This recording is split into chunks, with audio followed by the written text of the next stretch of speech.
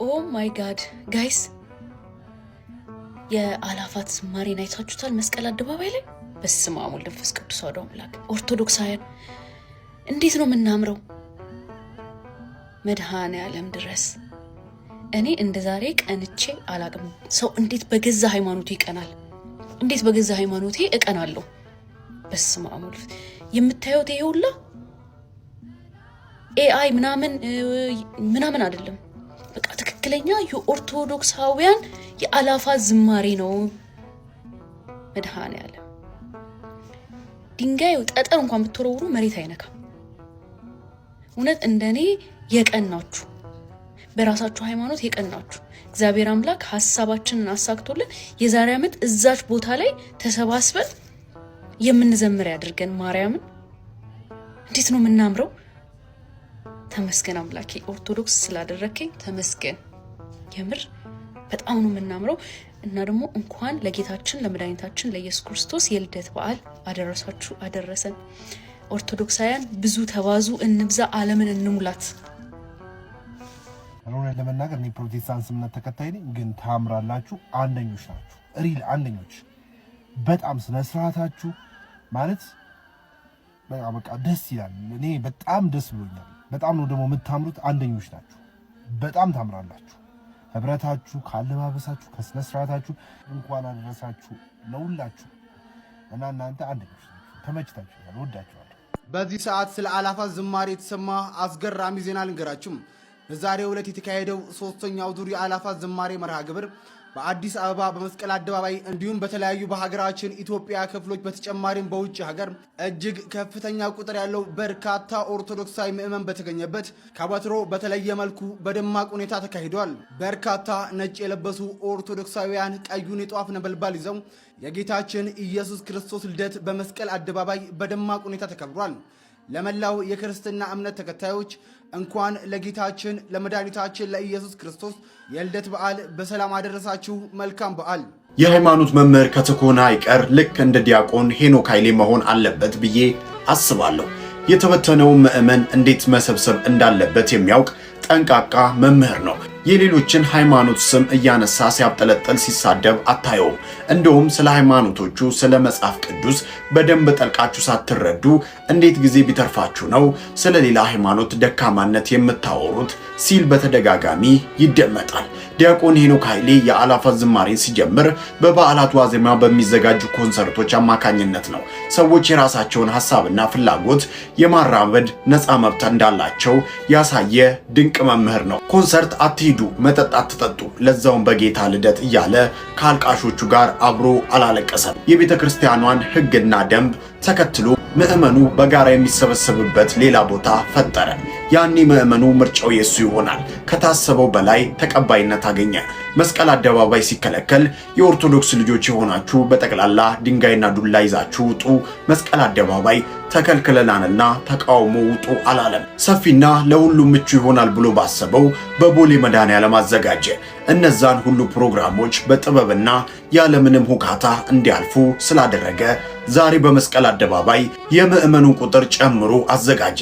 ከዚህ በላይ መሪነት ጥበብ አለ ወይ? የአላፋት ዝማሬ ሲዘጋጅ ሁሌም ቢሆን ከምዕመኑ ከተለያዩ ሰዎች ተቃውሞ ይገጥመዋል። እነዛን ተቃውሞዎቹን ግን ሁሌም የሚያረግብበት መንገድ ሁሌም እንዳስደነገኝ ነው። ማንንም አረቀ አይሆንም። አንዱን ጥለህ አንዱን አንጠልጥለህ የምትቀጥልበት እምነት የለም። ሁሉንም በሚገባው መንገድ አስረድተህ አንድ አድርገህ ፕሮግራምህን ታዘጋጃለህ። ዲያቆን ሄኖክ ኃይሌ ሌሎች ሃይማኖታዊ ተቋማት ላይ ላሉ መምህራን፣ ኃላፊዎች ትልቅ መማሪያ የሚሆን መምህር ነው። ቤተክርስቲያኗ እሱን በፈለገች ሰዓት ሁሉ ከፊቱ የምታገኘው ድንቅ መምህር ነው። ስለሱ ጥላቻ ከየትኛውም ሰው አትሰማም። በፖለቲካ አጀንዳ ውስጥ ራሱን ሲከት አታየውም። ከሌሎች ሃይማኖቶች ጋር ብሽሽቅ ውስጥ አይገባም። ምዕመኑን በእውቀት እንጂ በሙቀት ሲነዳው አትመለከትም። ሁሉም የሃይማኖት ተቋማት የዲያቆን ሄኖክ ኃይሌን አይነት በሳልና አዋቂ መሪ መምህር ያስፈልጋቸዋል። በተለይ ለወጣቱ። ተጻፈ በሙባረክ ያሲን። ከንቲባ አዳነች አቤቤ የዛሬውን የአላፋት ዝማሬ አደነቁ። ዛሬ የኢየሱስ ክርስቶስ ልደት በዓልን በማስመልከት በአዲስ አበባ መስቀል አደባባይ በኢትዮጵያ ኦርቶዶክስ ተዋሕዶ ቤተክርስቲያን የተካሄደው የአላፋት ዝማሬ ድንቅ ነው፣ ከተማችንን በጣም አድምቋታል ሲሉ በፌስቡክ ገጻቸው ላይ አስፍረዋል። ከንቲባዋ ፈጣሪ ኢትዮጵያንና ህዝቦቿን ይባርክ። አዳነ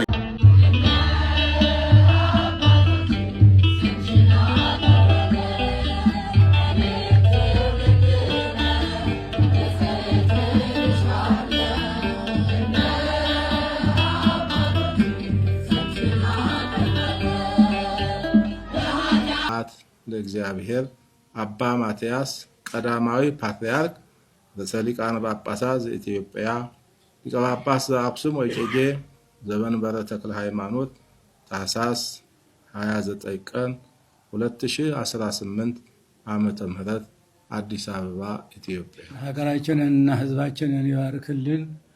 ወስብሐት ለእግዚአብሔር።